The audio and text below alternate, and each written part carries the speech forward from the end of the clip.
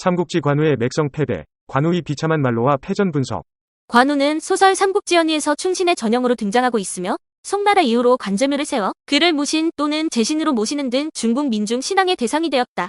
불교에서도 그를 호법신의 하나로 받아들여 가람보살로 숭배하기도 한다. 맹장 관우는 수리식기 전에 화웅을 죽이고 5개 관문을 돌파해 적장 6을 죽인 일부터 7군을 수장시킨 일에 이르기까지 수많은 전설을 남긴 백전노장이자 백전백승을 거둔 용맹한 장수다.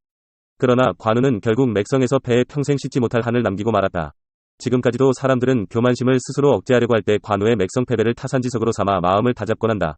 이 밖에도 관우의 맥성 패배는 병가에 매우 의미심장한 질문 하나를 던졌다. 백전백승을 거둔 장수가 어쩌다가 이런 역사의 비극을 연출하게 되었느냐는 것이다. 전쟁터에서 승부는 일정한 조건이 갖춰지면 서로 전환될 수 있는 것이다. 노자는 화 곁에는 복이 기대어 서 있고 복 속에는 화가 숨어 있다고 했다. 승리는 좋은 일이지만 지휘관은 승리 때문에 교만해지고 적을 얕보게 되기 때문에 승리는 곧 패배할 수 있는 화근이 되기도 한다. 반대로 실패는 나쁜 일이지만 지휘관이 스스로를 되돌아보고 새로운 전술로 다시 한번 최선을 다해 싸울 수 있게 하는 계기가 된다. 전쟁사를 살펴보면 승리가 패배를 부르고 패배가 승리를 불러온 예가 수없이 많다. 관우도 이 논리를 피해가지 못하고 연이은 승리의 자만심이 점점 커져 자신의 청룡 언월도만 있으면 동으로는 오를 뒤흔들고 북으로는 위를 평정할 수 있다고 자만했지만 오히려 이 때문에 정확하게 전세를 파악할 수 없었다.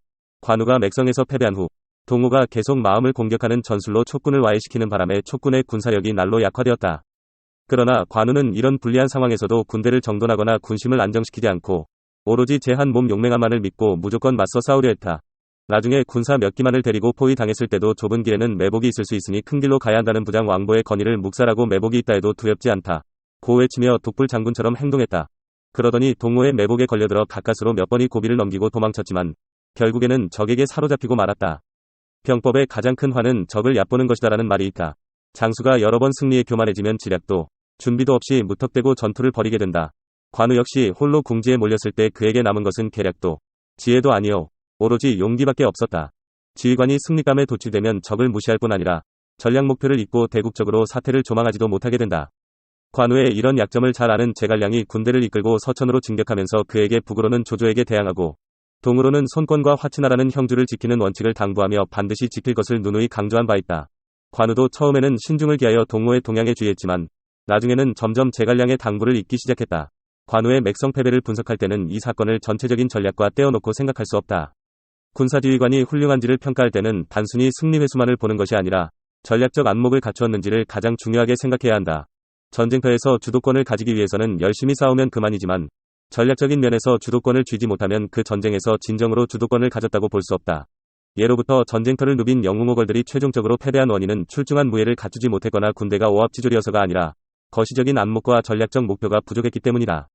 초안쟁패 시기에 초패왕 항우는 힘으로 따지면 산이라도 뽑을 수 있을 만큼 대단한 괴력을 가지고 있었고 또 강동 최고의 부대를 거느리고 70여 차례의 크고 작은 전투를 승리로 이끌었지만 해아전투의 패배에 스스로 오강의 몸을 던져야 했다.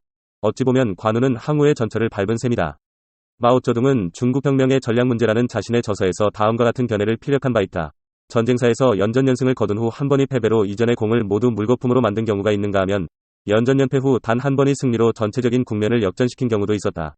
여기에서 연전연승이나 연전연패는 일부에 국한된 것으로 전체적인 정세에 큰 영향을 미치지 못하는 것이고 한 번의 패배와 한 번의 승리가 바로 결정적인 것이었다. 군사지휘관에게는 전쟁의 전체적인 상황에 주의력을 집중하는 것이 가장 중요하다는 사실을 알 수 있다. 물론 장수들이 각각의 지위에 따라 정세를 파악할 수 있는 범위가 다르기는 하지만 어떤 직급을 가진 지휘관이라도 자신이 할 수 있는 범위 내에서는 모든 것을 다 염두에 두어야 한다. 관우가 맥성에서 패배한 사실은 자치통감에도 기록되어 있다.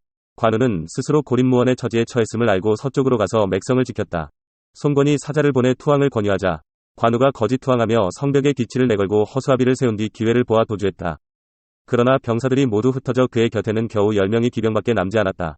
송건이 이에 앞서 주연과 반장을 보내 관우가 지나는 길목을 차단했다. 점일이월 마충이 장양에서 관우와 그의 아들 관평을 잡은 뒤 이내 그들의 목을 베자 이로써 형주가 완전히 평정되었다. 연의에서는 관우가 거짓 투항한 사실을 삭제하고 손권이 제갈근을 맥성에 보내 투항할 것을 권유했지만 관우가 거절하며 손권과 결사의 일전을 벌이기로 한 것으로 묘사되어 있다. 관우의 고집스러움과 강한 자존심을 표현하기 위한 작가의 의도가 깔린 듯하다.